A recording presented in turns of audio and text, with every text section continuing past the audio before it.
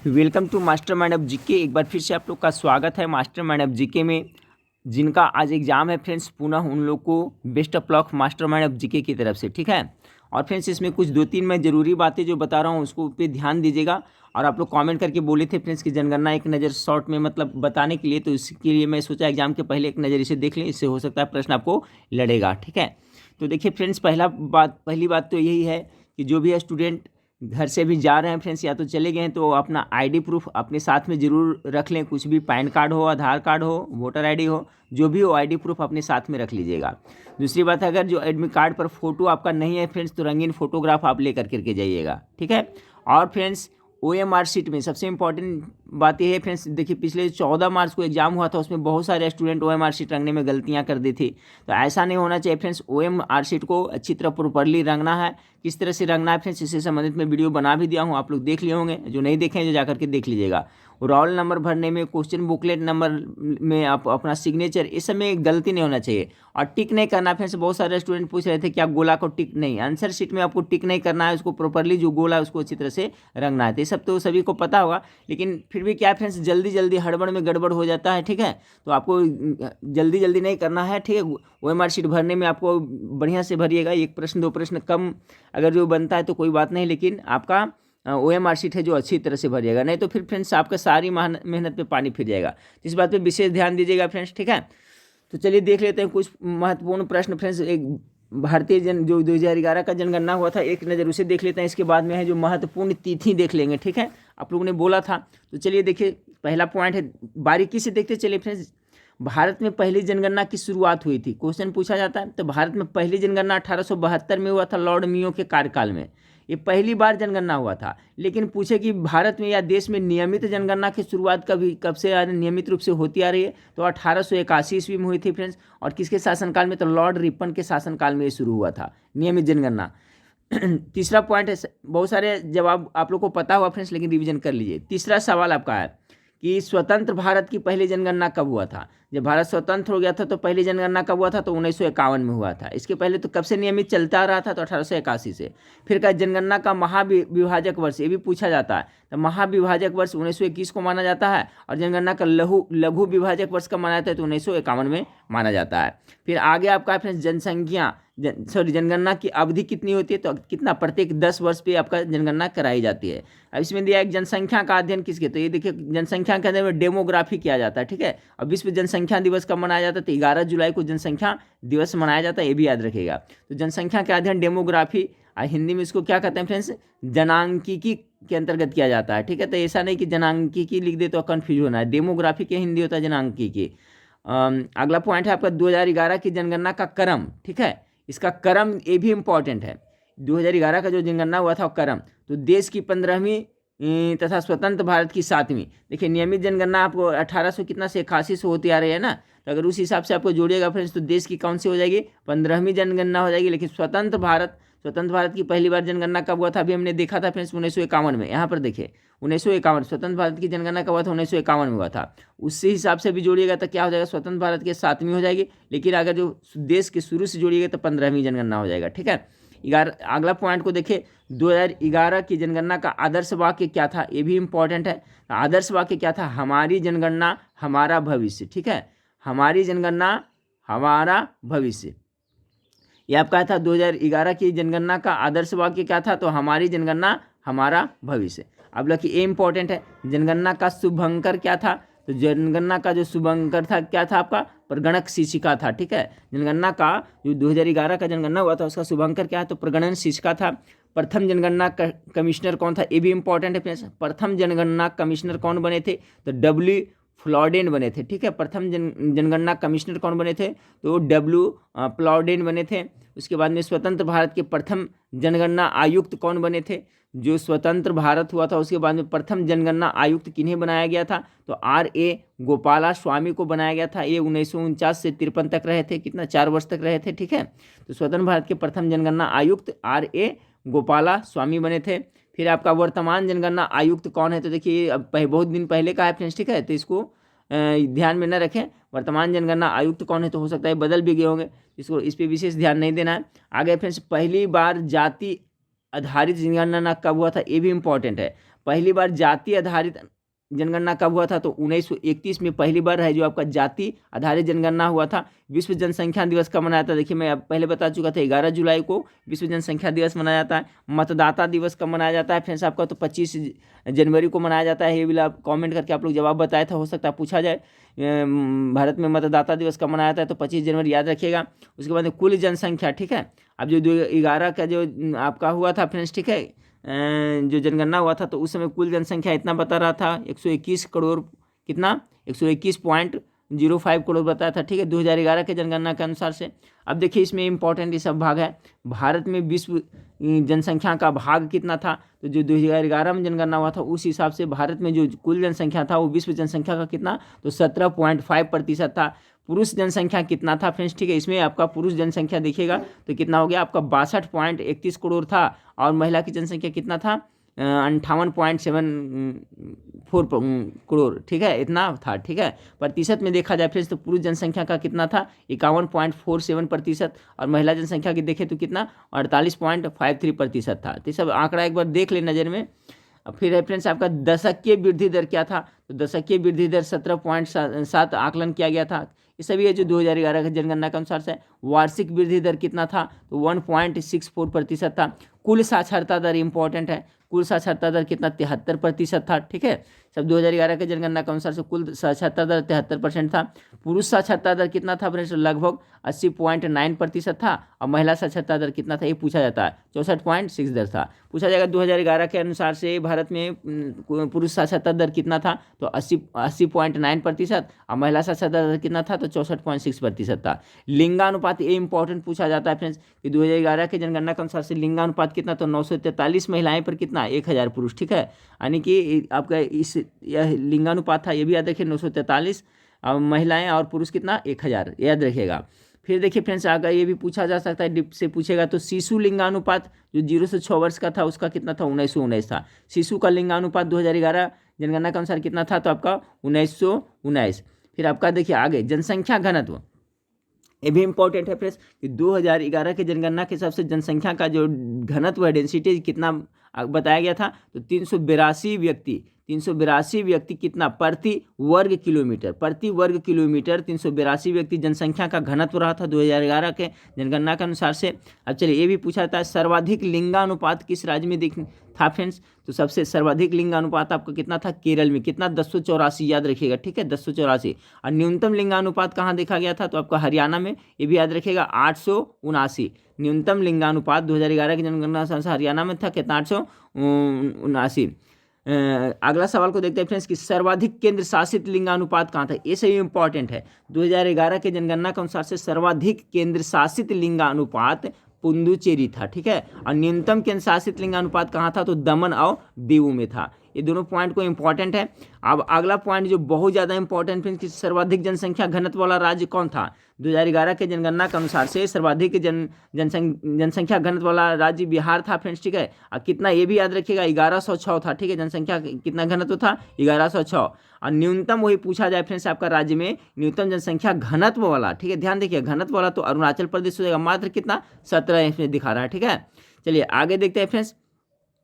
आगे आपका है कि सर्वाधिक केंद्र शासित जन घनत्व, ये देखिए सर्वाधिक जनसंख्या घनत्व बिहार में, सबसे कम कहाँ था? अरुणाचल प्रदेश में। अगर केंद्र शासित में पूछा जाए कि घनत्व सबसे कहाँ था? सबसे ज़्यादा तो दिल्ली में था। अब न्यूनतम केंद्र शासित में जनसंख्या घनत्व कहाँ था? तो अंडमान निकोबार द्वीप समूह में था, याद रखिएगा। अब फिर सिंपल पूछा जाए आपका फ्रेंड्स कि सर्वाधिक जनसंख्या किस राज्य में थी 2011 का जनगणना के अनुसार से? तो सबसे ज़्यादा जनसंख्या उत्तर प्रदेश में थी, ठीक है, करीब लगभग 19.98 करोड़ थी। और न्यूनतम जनसंख्या कहाँ सबसे ज़्यादा आकलन किया गया था? तो आपका सिक्किम में किया गया था, ठीक है। ये जनसंख्या कहाँ रहा है? जनसंख्या घनत्व कन्फ्यूज नहीं हो जाएगा फ्रेंड्स, ये जनसंख्या का रहा है। आगे देखिए कह रहा है सर्वाधिक केंद्र शासित जनसंख्या, यानी केंद्र शासित प्रदेश में सबसे ज़्यादा जनसंख्या कहाँ देखने को मिली थी? तो लक्षद्वीप में मिली, सॉरी दिल्ली में देखने को मिली थी, ठीक है, दिल्ली में। और सबसे कम न्यूनतम केंद्र शासित जनसंख्या कहाँ देखने को मिली थी? तो आपका लक्षद्वीप में।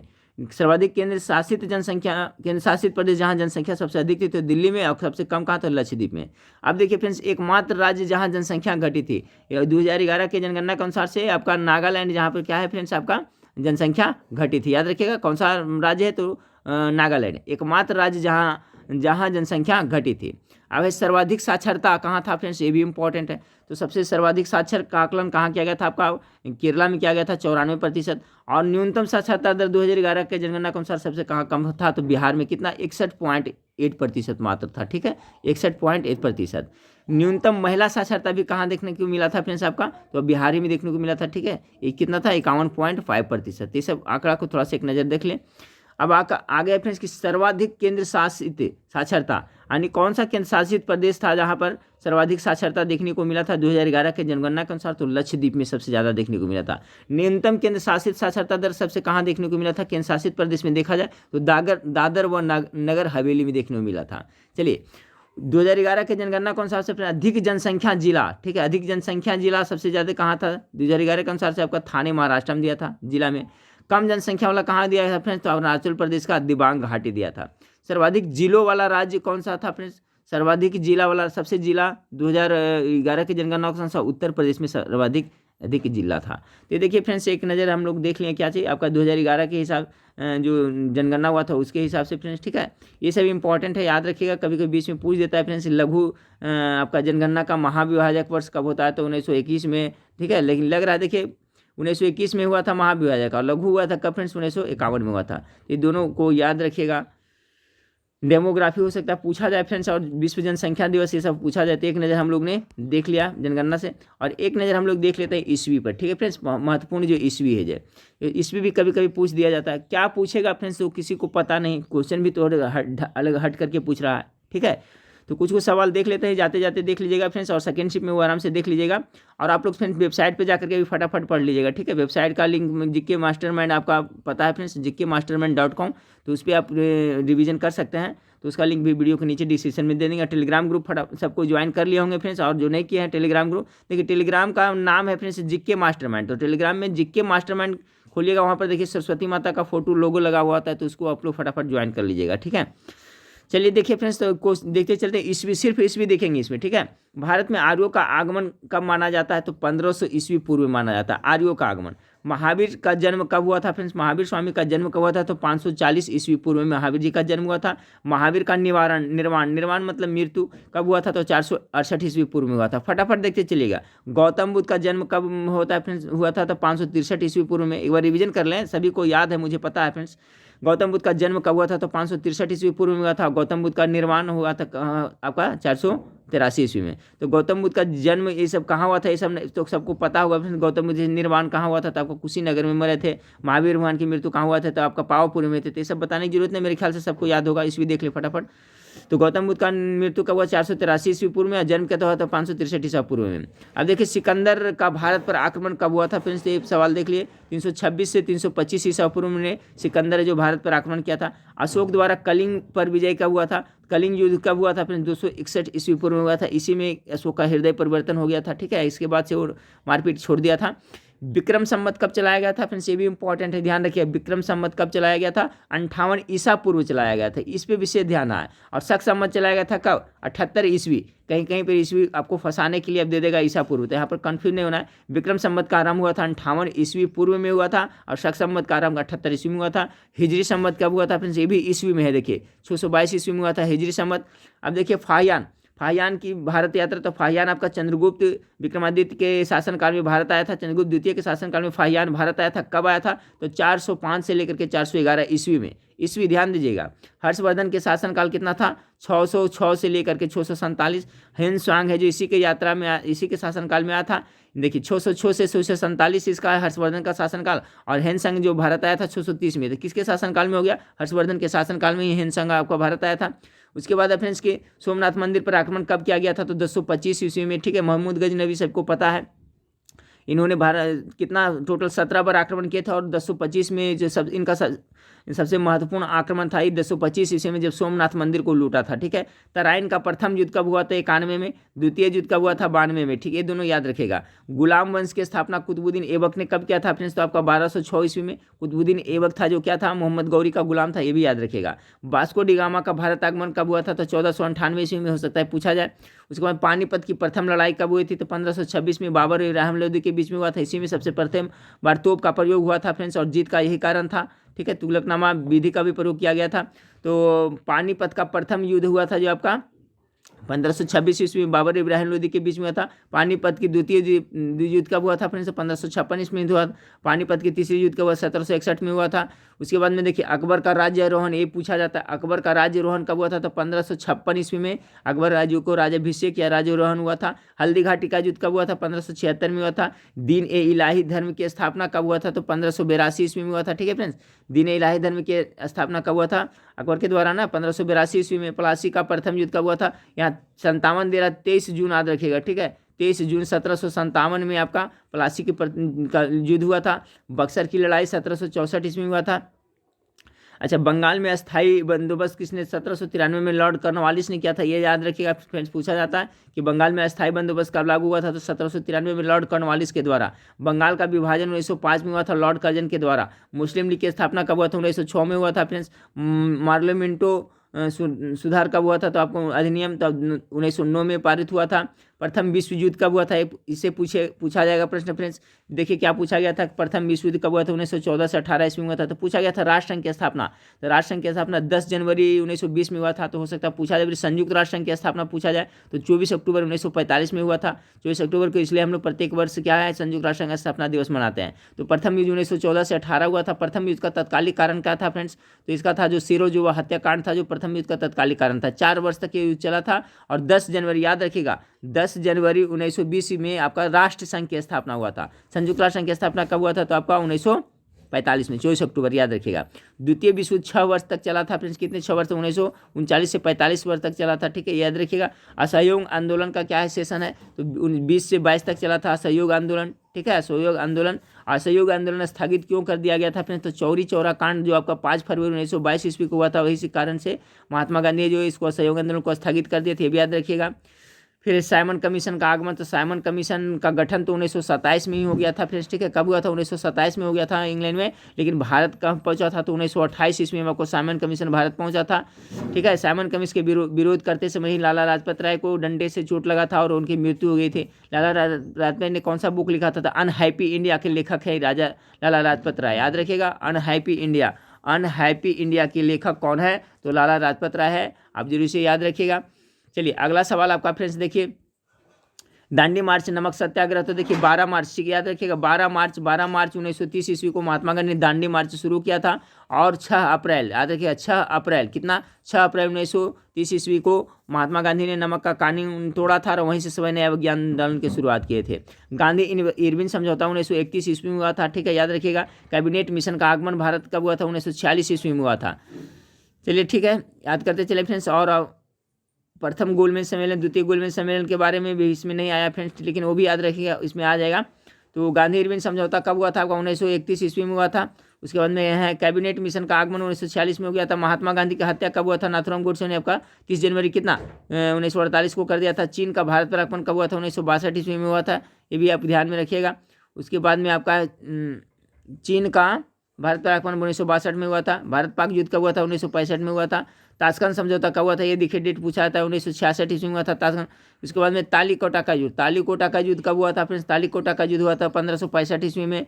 अभी हमने देखा प्लासी की लड़ाई और बक्सर की लड़ाई भी देख लिया। प्रथम आंग्ल मैसूर युद्ध की का है सेशन है फ्रेंड्स, तो 1767 से 69 ईस्वी में। द्वितीय आंग्ल मैसूर युद्ध कब हुआ था? 1780 से 84 में। तृतीय आंग्ल मैसूर युद्ध कब हुआ था फ्रेंड्स? 1790 से 92 में। ठीक है, देखिए ईस्वी में कहीं कहीं फ्रेंड्स आपका मिस्टेक हो जाता है। आप लोग एक क्वेश्चन में कल गलत लिखा गया था फ्रेंड्स, तो बहुत सारे स्टूडेंट लोग कमेंट किए थे, कुछ लोग बता रहे थे, कुछ लोग है जो अल्टर कमेंट भी कर देते हैं। ठीक है, तो कभी कभी टाइपिंग में मिस्टेक हो जाता है। जैसे कि आपका जन्म था प्रेमचंद्र का जी का, ठीक है, मुंशी प्रेमचंद का जन्म कब हुआ था? तो उसमें 1980 लिखा गया था। ठीक है फ्रेंड्स, तो कॉमन सेंस लगा सकते हैं। उनका जन्म कब हुआ था? तो 1880 में हुआ था। मृत्यु कब हुआ था? 1936 में हुआ था। तो यहाँ क्या हुआ था? 1980 हो गया था। तो कभी कभी इस तरह से मिस्टेक हो जाते हैं, तो इस पर विशेष आप कमेंट करके बताइएगा फ्रेंड्स। देखिए उसमें मैं पिन अप भी कर दिया हूँ, तो याद रखिएगा मुंशी प्रेमचंद का जो जन्म हुआ था 1800 कितना में 80 ईस्वी में हुआ था। मृत्यु हुआ था 1936 ईस्वी में। ठीक है, तो टाइपिंग मिस्टेक हो गया था। चलिए तो यहाँ पर हम देख रहे हैं फ्रेंड्स, क्या देख रहे हैं कि प्रथम आंग्ल मैसूर युद्ध कब 1767 से 69 हो गया था। द्वितीय हो गया, तृतीय हो गया फ्रेंड्स आपके। चतुर्थ आंग्ल मैसूर इंपॉर्टेंट है, पूछा जाता है, 1799 ईस्वी में हुआ था। कारगिल युद्ध कब हुआ था फ्रेंड्स? ठीक है, तो 1999 ईस्वी में हुआ था। चतुर्थ आंग्ल मैसूर 1799 में। और कारगिल युद्ध अटल बिहारी वाजपेयी के शासनकाल में हुआ था, याद रखिएगा। 1998 में हुआ था। अब देखिए आ गया प्रथम गोलमेज सम्मेलन वाला। तो प्रथम टोटल गोलमेज सम्मेलन लंदन में कितना हुआ था? 3 हुआ था। प्रथम गोलमेज 30, द्वितीय 31 और तृतीय हो गया 1932। प्रथम गोलमेज सम्मेलन, द्वितीय, तीनों में भाग लेने वाले डॉक्टर भीमराव अम्बेडकर थे। महात्मा गांधी मात्र एक गोलमेज द्वितीय गोलमेज सम्मेलन में भाग लिए थे, याद रखिएगा। क्रिप्स मिशन का आगमन कब हुआ था? तो फ्रेंड्स आपका 1942 में क्रिप्स मिशन का आगमन हुआ था। चीन की क्रांति कब हुई? तो 1911 ईस्वी में हुआ था। और फ्रांस की क्रांति 1789 ईस्वी में हुआ था, लुई 16वां के शासनकाल में हुआ था फ्रेंड्स, ठीक है। रूस की क्रांति कब हुआ था? 1917 ईस्वी में हुआ था, जिसे बोल्शेविक क्रांति भी कहा जाता है। रूस की क्रांति को बोल्शेविक क्रांति भी कहा जाता है। 1917 में इसका नेता कौन थे? तो लेनिन थे। लेनिन की मृत्यु कब हुआ था फ्रेंड्स? तो आपका 1924 ईस्वी में हुआ था। औरंगजेब का मृत्यु कब हुआ था फ्रेंड्स? तो 1707 ईस्वी में औरंगजेब की मृत्यु हुआ था, ये भी याद रखिएगा। औरंगजेब की मृत्यु 1707 ईस्वी में, और लेनिन की मृत्यु कब हुआ था फ्रेंड्स? तो आपका 1924 ईस्वी में हुआ था, ठीक है। कितना? 1924 ईस्वी में लेनिन की मृत्यु हुआ था, ठीक है फ्रेंड्स। तो उम्मीद करता हूँ फ्रेंड्स कि इसको एक बार आप लोग फटाफट रिवीजन करें। वीडियो अच्छा लगेगा तो लाइक कर दीजिएगा। चैनल पहली बार विजिट कर रहे हैं तो चैनल को सब्सक्राइब कर बेल आइकन को दबा दीजिएगा फ्रेंड्स। टेलीग्राम ग्रुप से आप लोग सभी जुड़ गए होंगे। जो टेलीग्राम ग्रुप से नहीं जुड़े हैं फ्रेंड्स तो याद कर लें, टेलीग्राम का नाम है आपका जीके मास्टरमाइंड, ठीक है। और उसका लिंक भी नीचे दिया हुआ है इस वीडियो के नीचे डिस्क्रिप्शन में। तो जो नहीं जुड़े हैं फ्रेंड्स जुड़ जाएं, ठीक है। अब जो कुछ भी आपका PDF वगैरह रहेगा सब उसी में मैं प्रोवाइड कराता रहूँ और करूँगा फ्रेंड्स, ठीक है। तो आप लोग इत्मीनान से जाकर के एग्जाम दें फ्रेंड्स। और एक बात मैं कहना चाहूँगा फ्रेंड्स, OMR शीट अच्छी तरह से भरना है फ्रेंड्स, ठीक है। इसमें गलतियाँ बिल्कुल नहीं होनी चाहिए। और आप अपना सुरक्षा देखते हुए एग्जाम देने जाइए और अच्छी तरह से आप वहाँ से लौटें। टोटल प्रश्न को अटैम्प्ट करना है, 100 प्रश्न को अटैम्प्ट करना है। इसमें नेगेटिव मार्क्स नहीं है। गोले को प्रॉपरली ढंग से रंगना है, टिक नहीं करना है, ठीक है फ्रेंड्स। तो पुनः सभी को बेस्ट ऑफ लक फ्रेंड्स। तो फिर आपको नेक्स्ट वीडियो मिलते हैं। देखने के लिए थैंक यू, धन्यवाद।